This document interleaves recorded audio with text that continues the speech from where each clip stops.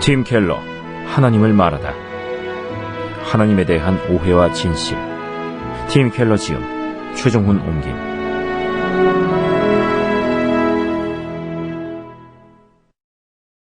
하나님을 사랑한다는 게 쉬운 일인가? 라는 질문에 사랑하고 있는 이들에겐 쉽지 라고 대답했다. C.S. 루이스. 프롤로그. 의심과 믿음 사이에서 씨름하는 이들에게. 그대에게 믿음이 없다는 게 불안하군. 다스 베이더. 극단적으로 대비되는 두 주장. 오늘날 흔히 말하는 자유주의와 보수주의 사이에는 커다란 간격이 존재한다. 양 진영은 모두 우리에게 서로의 주장에 동조하지 않을 뿐만 아니라 가볍게는 정신이 나간, 심하면 사악한 무리로 몰아붙이길 요구한다. 문제의 핵심이 신앙이면 특히 더 그렇다. 진보 쪽에서는 근본주의가 급속하게 성장하고 있어서 불신앙이 비난받는 분위기라고 목소리를 높인다. 정치가 우편향으로 돌아섰으며 대형 교회가 이를 뒷받침하고 정통파 크리스천들이 판세를 좌우한다고 지적한다. 보수 쪽에서는 점점 회의적이고 다원화되어가는 사회현상을 지켜보며 맹렬한 비난을 퍼붓는다.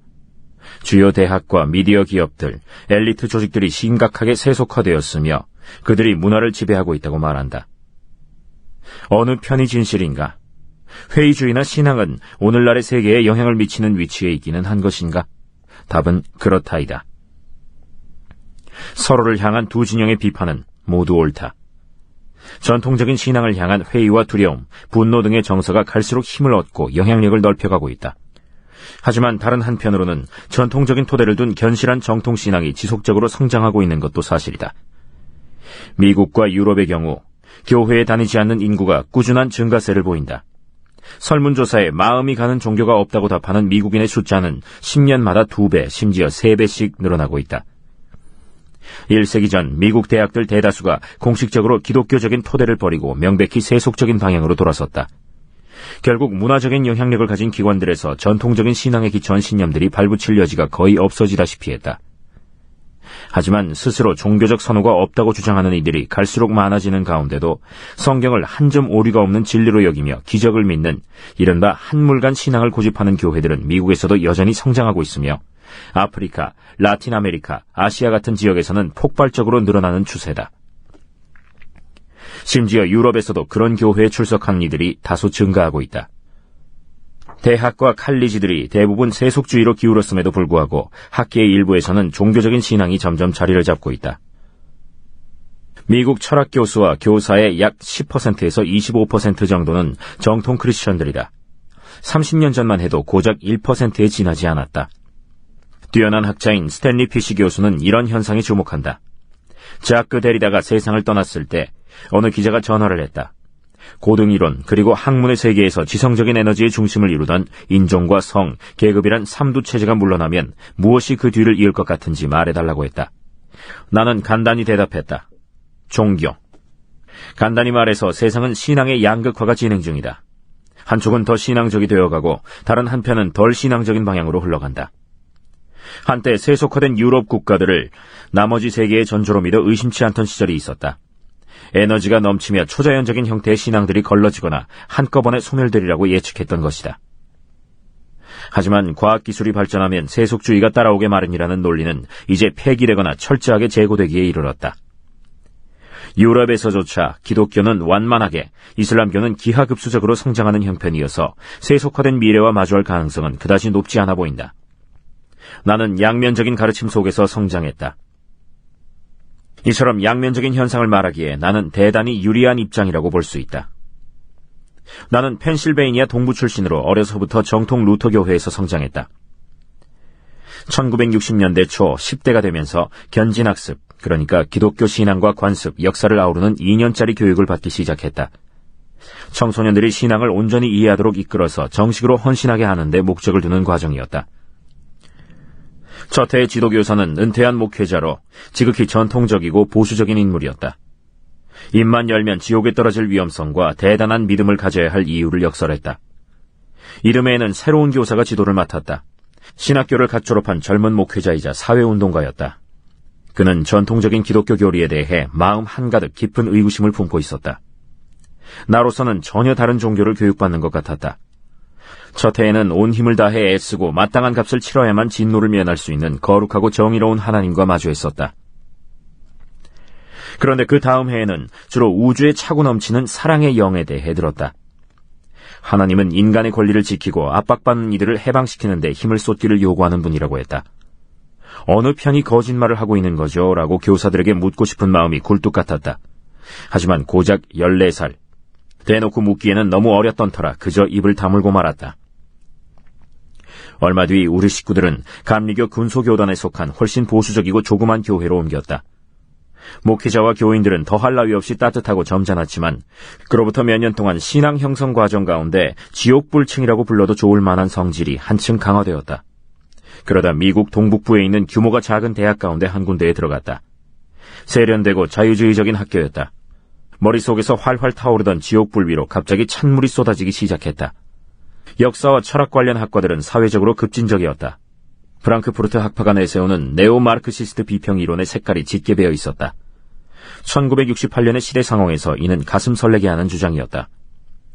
사회운동은 더없이 매력적이었고 미국 부르주아 사회를 향한 비판은 강렬했다. 하지만 그 철학적 기반을 보면 혼란스럽기만 했다. 눈앞에 두 진영이 펼쳐져 있는데 둘 다 치명적인 오류를 안고 있는 것처럼 보였다. 사회정의에 한없이 뜨거운 열정을 쏟는 이들은 도덕적 상대주의자들이었다. 반면에 윤리적으로 반듯하다 싶은 이들은 온 세상에서 벌어지고 있는 억압에 별 관심이 없는 듯했다. 정서적으로 첫 번째 길에 끌렸다. 피 끓는 청춘이었으니 그러지 않고 배겨낼 도리가 있었겠는가? 압박받는 이들을 해방시키고 원하는 상대와 동침하라. 하지만 내면에서는 물음이 끊이지 않았다. 윤리가 상대적이라면 유독 사회정의만 절대적이어야 할 까닭이 있을까? 그런 주장을 펴는 교수들과 추종자들이 보이는 명확한 자기 모순이라는 생각이 들었다. 하지만 이번엔 전통적인 교회들의 엄연한 자가당착이 눈에 들어왔다. 정통을 자부하면서 남부에서 자행되는 인종차별과 남아프리카 공화국의 아파르트헤이트 정책을 지지하는 교회로 돌아갈 수는 없는 노릇이었다. 실행 가능한 대안적 삶과 사상을 분별해낼 힘은 없었지만 기독교 신앙이 대단히 비현실적으로 보이기 시작했다. 그때는 몰랐지만 나중에 생각해보니 이런 영적인 비현실성은 세 가지 장벽에서 비롯되었다. 대학에 다니면서 그 장애물들이 무너지자 신앙이 활력을 얻고 삶에 영향을 미치게 되었다. 첫째는 지성적인 장벽이었다. 기독교 신앙에 관한 까다로운 질문들이 숱하게 앞을 가로막았다. 다른 종교들은 어떻게 되는가? 악과 고통은 또 어떤가? 사랑이 많다는 하나님이 어떻게 인간을 심판하고 벌 줄 수 있는가? 어째서 무작정 믿으라고만 하는가? 이런 이슈들을 둘러싸고 두 진영에서 내놓은 책들을 읽고 주장들을 살피면서 서서히 그러나 점점 더 확실하게 기독교 신앙을 이해하게 되었다. 지금껏 그 마음을 지켜온 까닭에 관해서는 앞으로 차근차근 이야기하려고 한다. 두 번째는 내면적이고 개인적인 장벽이다. 어린 시절에는 다른 이들의 권위에 기대어 신앙의 타당성을 찾을 수 있었지만 어른이 되면서 개인적이고 직접적인 체험도 절실하게 필요해졌다. 오랫동안 기도한다면서 하나님께 이런저런 말씀을 드려왔고 바다와 산을 바라보며 감동적이고 감각적인 경이감을 맛보기도 했지만 인격적으로 하나님의 임재를 느껴본 적은 없었다. 기도하는 기술에 관한 많은 지식은 핵심이 아니었다. 스스로의 필요와 흠, 문제들을 확실하게 인식해가는 과정이 중요했다. 고통스러웠다. 그리고 늘 그러하듯 실망과 실패가 출발점이 되었다. 그 얘기를 더 깊이 하자면 다른 종류의 책을 한 권 더 써야 할 것이다. 그러므로 여기서는 그 어떤 신앙 여정도 단순한 지적 체험에 그치지 않는다는 사실만 분명히 짚고 넘어가자. 세 번째는 사회적인 장벽이었다. 제3진영, 다시 말해 세상의 정의를 실현하는 데 관심을 기울이지만 주관적인 감정들이 아니라 하나님의 본성에서 토대를 찾는 크리스천 집단을 절박하게 찾아 헤맸다. 그리고 그런 형제들을 만나면서 만사가 달라지기 시작했다. 장벽들은 하루아침에 무너지지 않았다. 무슨 질서나 순서가 있는 것도 아니었다. 오히려 서로 뒤엉켜 있고 상호 의존적이었다. 방법론적인 접근을 통해 돌파해낸 것도 아니었다. 거의 정리가 끝나고 나서야 비로소 상황이 돌아가는 내막을 어렴풋하게나마 파악할 수 있었다. 늘 제3진영을 갈망했기 때문에 새로운 크리스천 공동체를 빚고 이끄는 데 관심을 갖게 되었다. 그러자면 사역을 해야 했고 결국 학업을 마친 지 수년 만에 목회 현장에 뛰어들었다.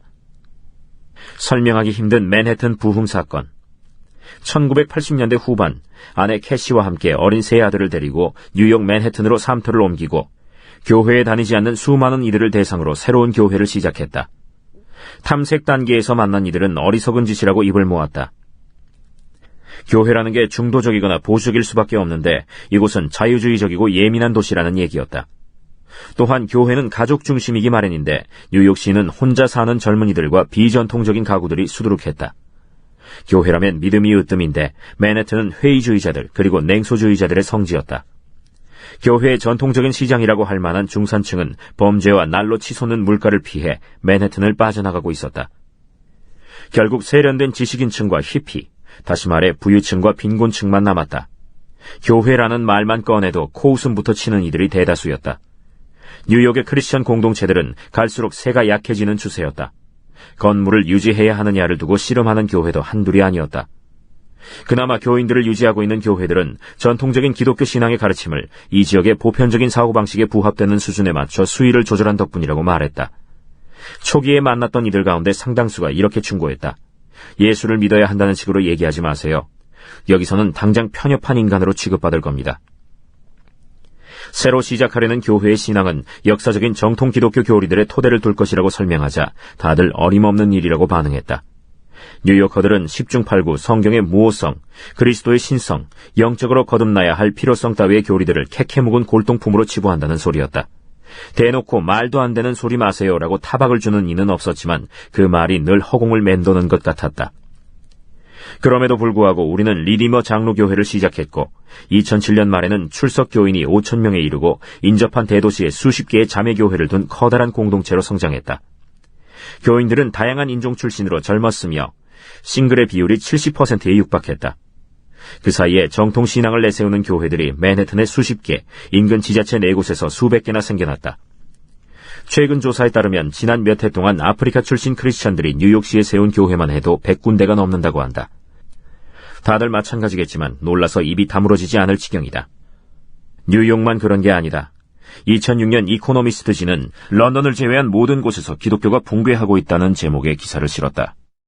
뼈대만 추리자면 온 영국과 유럽에 걸쳐 교회에 출석하고 기독교 신앙을 고백하는 이들의 숫자가 곤두박질치고 있는 형편인데도 불구하고 유독 런던에서는 젊은 전문직 종사자들이 복음주의적인 교회로 몰려들고 있다는 얘기였다. 그런데 바로 그런 현상을 이곳 뉴욕에서 목격하고 있는 것이다. 결국 아주 낯설고 기묘한 결론을 내릴 수밖에 없다. 이제 회의주의자와 신앙인들 양쪽 모두 스스로의 존재가 위협받는다고 느끼는 문화적 시점과 마주하게 되었다. 세속적인 무신론과 신앙적인 믿음이 모두 눈에 띌 만큼 강렬하게 성장하고 있기 때문이다. 지금 세상은 지난날과 같은 식의 서구 기독교 사회도 아니고 장차 도래하리라고 여겼던 신앙이 사라진 세속 사회도 아니다. 우리는 예상과 전혀 다른 세계에서 살고 있는 것이다. 종교적 믿음과 회의주의 둘 다 성장하고 있다. 3세대 전만 하더라도 대다수에게 종교적인 믿음은 선택이 아니라 승계의 대상이었다. 역사적인 주류 프로테스탄트 교회나 로마 가톨릭 교회에 소속된 인구가 절대 다수를 차지했다. 하지만 문화적이고 전통적인 신앙을 간직한 이른바 보수적인 프로테스탄트 교회들은 노화가 진행 중이며 교인들 숫자도 빠른 속도로 감소하고 있다. 현대인들은 그 대안으로 아예 신앙이 없이 살거나 제도를 탈피해 개인적으로 구축한 영성을 추구하거나 구성원들에게 회심을 요구하는 고도로 헌신된 정통신앙 집단을 선택하고 있다.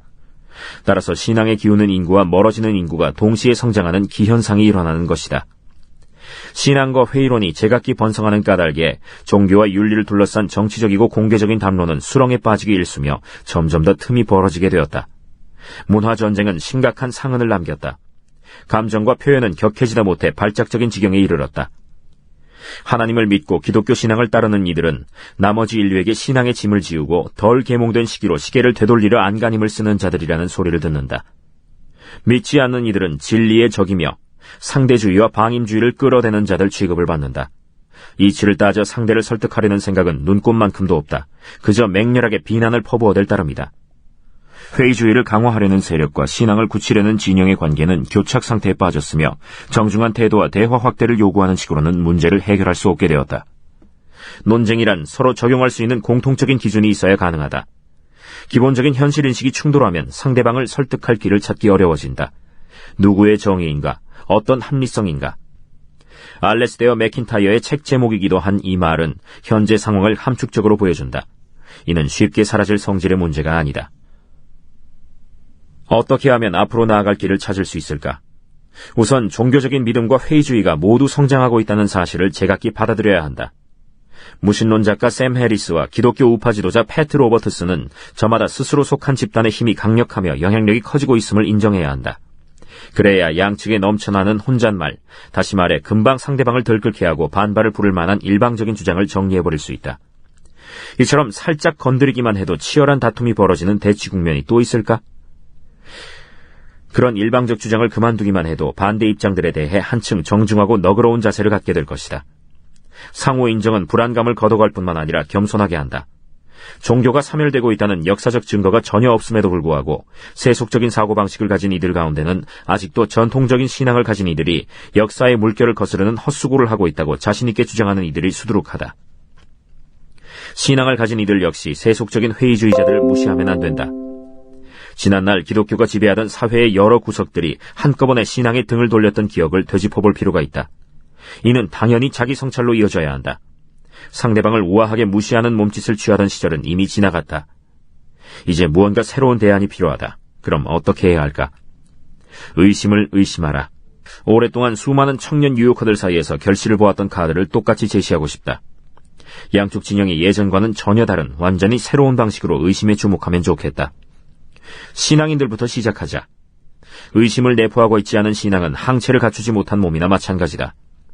태평하게 열심히 사는 크리스찬들은 너무 바쁘거나 무관심해서 믿음의 이유를 둘러싼 까다로운 질문들을 던지지 않는다. 그러다 비극적인 일을 경험하거나 영리한 회의주의자들의 탐색적인 물음에 부닥치면 그제야 스스로 무방비 상태임을 깨닫는다. 오랜 세월에 걸쳐 내면의 의심에 참을성 있게 귀를 기울이지 않으면 신앙은 하룻밤 사이에도 무너져 내릴 수 있다. 회의는 반드시 긴 성찰을 거쳐 정리해야 한다. 신앙인들은 의심을 자각하고 씨름할 필요가 있다. 제 것만이 아니라 친구와 이웃들의 의심까지 끌어안아야 한다. 선대로부터 물려받은 신앙을 그대로 믿는 것만으로는 충분치 않다. 믿음에 배치되는 생각들과 길고도 힘겨운 싸움을 벌여야만 자신은 물론 회의주의자들의 확신에 맞설 신앙적 기초가 마련되는 법이다. 이러한 과정은 눈앞의 상황을 헤쳐나가는 데도 중요하지만 믿음이 확고하게 자리를 잡은 뒤에도 의심을 품고 있는 다른 사람들을 존중하고 이해하게 이끌어준다. 하지만 크리스천이 신앙 이면에 감춰진 이유들을 살펴야 하듯 회의주의자들 역시 스스로의 논리 밑바닥에 깔린 모종의 신앙을 짚어봐야 한다. 언뜻 무신론적이고 냉소적인 것처럼 보이지만 사실 의심은 일종의 대체 신앙이다. B라는 믿음을 갖지 않는다면 A라는 신앙을 의심할 수 없다. 참다운 신앙이 세상에 오직 하나뿐일 리 없다는 이유로 기독교 신앙을 의심한다면 그 말 자체가 신앙 행위임을 인정해야 한다. 아무도 그런 주장을 경험적으로 입증할 수 없다. 누구나 받아들여야 할 보편적인 진리도 아니다. 중동 지역에 가서 참다운 신앙이 세상에 오직 하나뿐일 리 없다고 말한다면 십중팔구 왜 그럴 수 없는데? 라는 반응이 돌아올 것이다. 기독교 신앙이 표방하는 A라는 교리를 의심하는 이유는 B라는 실증할 수 없는 또 다른 믿음을 가지고 있는 까닭이다. 그러므로 모든 의심은 신앙적 비약을 토대로 삼는다. 어떤 사람은 이렇게 말한다. 절대적인 윤리 기준이 있다는 얘기를 도저히 받아들일 수가 없어서 기독교를 믿지 않아. 누구나 스스로 도덕적인 참과 거짓을 결정해야 해. 하지만 거기에 동의하지 않는 이들에게 그 주장을 입증해 보일 수 있는가? 그렇지 않다. 그건 신앙적인 비약, 다시 말해 정치적인 영역에서만이 아니라 윤리적인 차원에서도 개인의 권리가 보장되어야 한다는 깊은 확신일 뿐이다. 그런 입장을 뒷받침하는 체험적인 증거란 존재하지 않는다. 그러므로 윤리적인 절대 기준에 대한 의심은 비약이다. 무슨 소리를 해도 이렇게 반응하는 이들도 있다. 내 의심들이 신앙적인 비약이라고? 천만에. 이리저리 아무리 뜯어봐도 하나님이 믿어지지 않아. 하나님 따위는 필요가 없고 거기에 대해 생각하는 것도 흥미없어. 하지만 이런 사고방식 이면에는 자신의 정서적 필요와 접점이 생기지 않는다면 하나님의 존재는 신경 쓸 일이 아니라는 이 시대 서구인들의 확신이 깔려있다. 스스로 그분이 꼭 필요하고 생각하지 않는다면 신앙과 행동에 책임을 지라고 요구하는 어떤 신도 존재하지 않는 삶을 살고 있는 것이다. 그럴 수도 있고 아닐 수도 있지만 그 역시 어김없는 신앙적 비약이다. 기독교 신앙을 정당하고 공정하게 의심하는 방법은 회의가 되는 요소 하나하나마다 대안이 되는 믿음을 찾아내고 그렇게 판단하는 근거가 무엇인지 스스로에게 묻는 길뿐이다. 자기 확신이 옳다는 것을 어떻게 할 수 있는가? 자신의 믿음보다 크리스천이 품은 신앙을 향해 더 큰 소리로 타당한 이유를 대라고 요구하는 일은 불공평하기 짝이 없는 처사이다. 하지만 그런 일들은 하도 흔해서 어디서나 쉽게 볼 수 있다. 공평하려면 회의 그 자체에 대해서도 회의해야 한다. 내가 하고 싶은 이야기는 간단하다. 기독교 신앙을 의심하는 근거를 확실하게 파악하라. 그리고 크리스천들이 믿는 바를 증명하기 위해 애쓰는 것처럼 그 확신을 뒷받침하는 증거를 온 힘을 다해 찾아보라. 스스로 품은 회의가 겉보기만큼 견고하지 않다는 사실을 알게 될 것이다. 이 책을 읽는 독자들에게 두 갈래 길을 내놓으려고 한다. 우선 회의주의자들에게는 무신론의 토대가 되는 맹목적인 믿음들을 붙들고 씨름할 것을 권한다. 그리하여 그 믿는 바에 동의하지 않는 이들에게 그 확신을 입증한다는 것이 얼마나 어려운 일인지 깨닫기 바란다. 반면 신앙인들에게는 개인적이고 문화적인 반론과 맞붙어보기를 당부한다. 길을 끝까지 가고 나면 설령 아무 변화 없이 회의주의자나 신앙인의 자리에 그대로 머물지라도 예전보다 더 또렷하고 겸손하게 그 입장을 지킬 것이다. 상대방을 향해 지금껏 없었던 이해와 공감, 존중을 품을 것이다. 믿는 자나 믿지 않는 자나 서로를 폄훼하지 않으면서도 의견 차이를 한층 더 분명하게 확인할 것이다. 이런 일들은 양 진영에서 상대방의 논지를 가장 강력하고 긍정적인 형태로 표현하는 법을 배울 때 비로소 일어나는 법이다. 그건 작은 일이 아니다. 영적인 제3의 길을 떠나다. 앞으로 전개될 내용은 여러 해 동안 의심을 품은 이들과 나눈 수많은 대화에서 뽑아낸 진액이다. 설교와 개인적인 대화를 모두 동원해 회의주의자들이 저마다 가진 신앙적 토대들을 살펴보도록 정중하게 돕는 한편 그들의 더없이 매서운 비판 앞에 내 믿음의 기초들을 고스란히 드러내 보이려 했다. 이 책의 전반부에서는 오랫동안 수많은 이들에게서 들었던 기독교 신앙을 의심하고 반대하는 7가지 가장 큰 논리들을 살펴볼 작정이다. 하나하나의 이면에 도사린 대체 신앙을 신중하게 분별해 보려 한다. 이어서 후반부에서는 기독교 신앙의 밑바닥에 깔린 논리들을 검증해 볼 것이다. 확고하게 자리 잡은 전통적인 보수 진영과 자유주의 진영 사이에 정중한 대화가 오간다는 것은 생각만 해도 더없이 근사한 일이다. 부디 이 책이 그런 의견 교환이 활발해지는데 한몫할 수 있으면 좋겠다. 뉴욕에서 목회자 노릇을 하며 겪은 일들 역시 이 글을 쓰는 또 다른 동기가 되었다. 이곳에 발을 디딘 지 얼마 안 돼서 깨달은 사실이 있다. 신앙을 가진 이들과 의심을 품은 이들의 현실은 전문가들이 생각하는 상황과 완전히 다르다는 점이다. 뉴욕에서 문화사업에 종사하는 백인 장년층은 분명히 세속적이었다. 하지만 하루가 다르게 늘어나는 다민족 전문직 직장인들과 노동자 계층의 이민자들 사이에는 강력한 종교적 확신이 왕성하고 범주를 가리기 어려울 만큼 다양하게 자리 잡고 있었다. 특히 기독교 신앙은 그들 가운데서 빠르게 성장하는 중이었다. 그처럼 상대적으로 젊은 크리스천들이야말로 해묵은 형태의 문화전쟁을 끝장낼 수 있다고 믿는다. 그들은 새롭게 등장하는 신앙적이고 사회적이며 정치적으로 주요한 연대들의 선봉이다. 그들은 기독교에 대한 의심 또는 반발과 씨름한 끝에 현재 통용되는 진보적인 민주주의자나 보수적인 공화주의자라는 식의 테두리로 묶을 수 없는 또 다른 정통신앙을 가지고 제3지대로 모여들고 있다. 지금 문화전쟁을 벌이고 있는 양대 진영은 하나님과 공동의 유익보다는 개인의 자유와 행복을 궁극적인 가치로 삼는다고 보는 이들이 많다. 진보 진영의 개인주의는 낙태, 섹스, 결혼 따위를 바라보는 시각에서 도드라진다.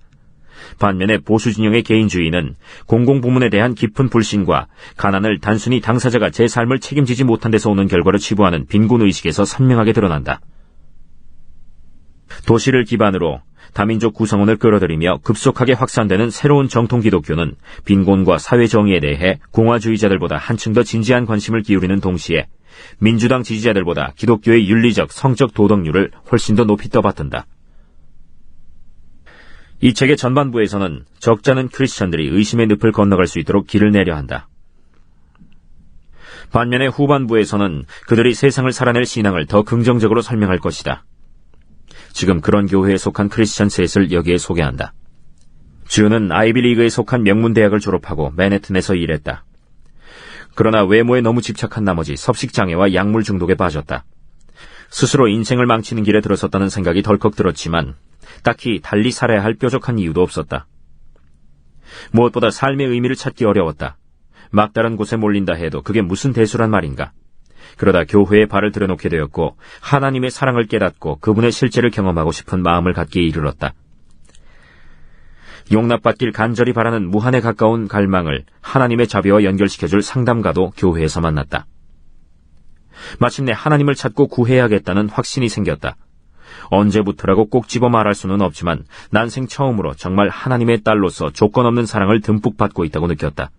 그 뒤로 차츰 자기 파괴적인 행동을 멈추고 자유를 누리게 되었다. 제프리는 보수적인 유대교 집안 출신으로 뉴욕시에서 뮤지션으로 활동했다. 양친이 모두 암으로 몹시 고생했으며 어머니는 결국 병을 이기지 못하고 숨을 거두었다.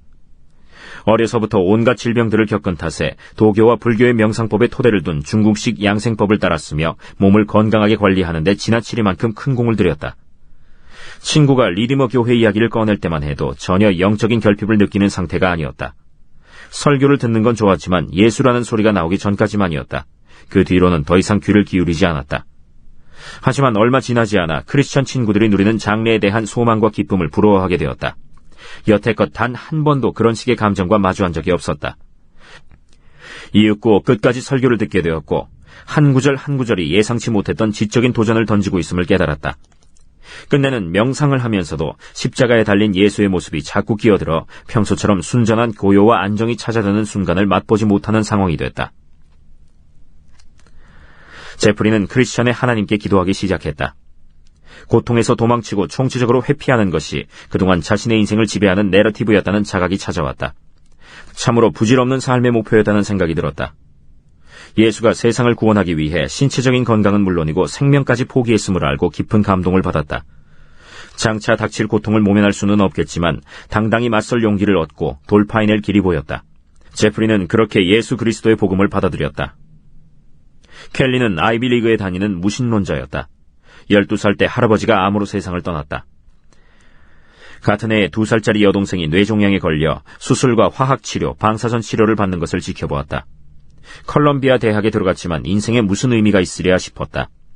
몇몇 대학 친구들이 제각기 신앙 이야기를 들려주었지만 그런 간증들도 자갈밭에 떨어진 씨앗이나 마찬가지였다. 그 즈음 14살 어린 동생이 병으로 쓰러졌다. 결국 몸을 제대로 쓰지 못하게 됐는데도 하나님에 대한 기대를 버리기는커녕 한결 절박하게 그분을 찾았다. 대학 졸업 후 켈리는 뉴욕시에서 일하게 되었다. 거기서 장차 남편이 될 케빈을 만났다. 케빈은 월스트리트 JP 모건사에 다녔는데 켈리와 같이 컬럼비아 대학 동문이고 무신론자였다. 하나님에 대한 둘의 의심은 아주 완강했지만 그 의심을 의심할 줄도 알았다. 그래서 함께 리디머 교회에 다니기 시작했다. 순례 여정은 더디고도 고통스러웠다. 그럼에도 불구하고 중간에 그만두지 않은 것은 주변의 신실한 크리스천들 덕분이다. 세상에서 만난 그 누구보다도 세련되고 독특한 이들이었다. 마침내 확신이 생겼다. 기독교는 지성적으로 신뢰할 만할 뿐만 아니라 제시하는 삶의 비전도 매력적이었다. 켈리는 이렇게 썼다. 무신론자이던 시절에도 윤리적이고 공동체를 지향하며 사회정의에 관심을 두는 삶을 산다고 자부했지만 기독교는 생각과 마음 상태까지 아우르는 훨씬 높은 기준을 지니고 있었다. 하나님께 죄를 용서받고 주님을 내 삶에 받아들였다. 케빈은 이렇게 고백한다. 커피숍에 앉아 C.S. 루이스가 쓴 순전한 기독교를 읽다가 책을 덮고 노트를 꺼내 적었다. 기독교의 주장을 둘러싼 증거들은 그야말로 압도적이다. 무엇을 이루든 궁극적인 만족을 얻을 수 없으며 사람들의 인정은 금방 사라질 뿐이고 짜릿한 모험을 쫓아 사는 카르페 디엠식의 삶은 또 다른 형태의 나르시시즘과 우상숭배라는 사실을 깨달았다. 그래서 나는 그리스도인이 되었다.